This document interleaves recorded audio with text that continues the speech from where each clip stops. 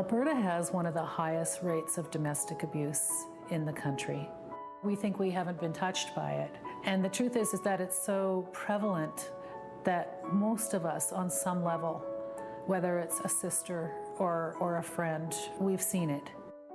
I had been to a fundraiser for the Calgary Women's Emergency Shelter. I realized what a profound impact it had on me, that women and children fled their homes with nothing. She had come to our organization's fundraiser and heard about the 62% of Calgarians who have experienced family violence, and at that moment decided to make a difference. The two words, Soup Sisters, came to my mind. I came home and I asked my daughter, 18 at the time, what she thought of the name Soup Sisters, and she told me she thought it was incredibly corny. And so that devastated me for about 30 seconds. But after that, I just knew what it was that I was going to do. I was going to, let people take care of each other this way.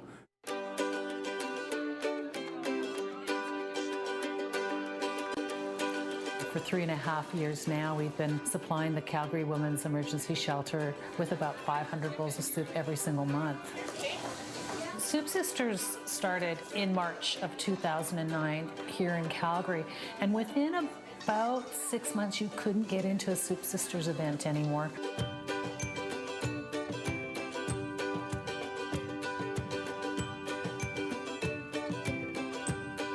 We would be seeing soup icons pop up really from west to east because we started here. We're in Victoria, we're in Vancouver, we're in Ottawa, we're in several cities in Ontario, and more all the time. Soup Sisters and Broth Brothers right now is producing 8,000 bowls of soup every single month across the country. We're donating soup to over 20 shelters for women, children, and youth, and that number is growing all the time. We've had, I believe, in the past 3 years, about 7,500 participants throughout the country coming to make soup at our monthly events.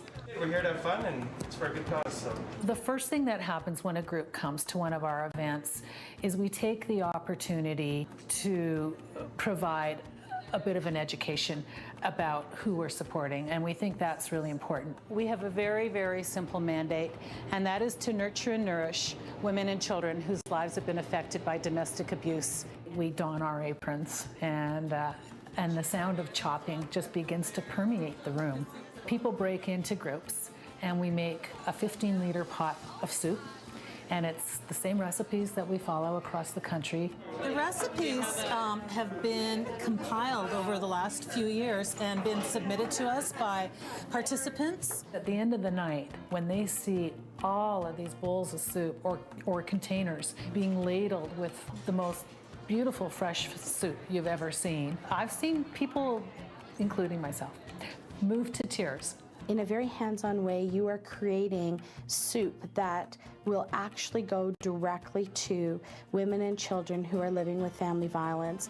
We're able to bring community people together to create a very tangible and heartwarming gift for women and children, really at a time in their lives where it would mean most to them. Soup Sisters really goes beyond writing a check.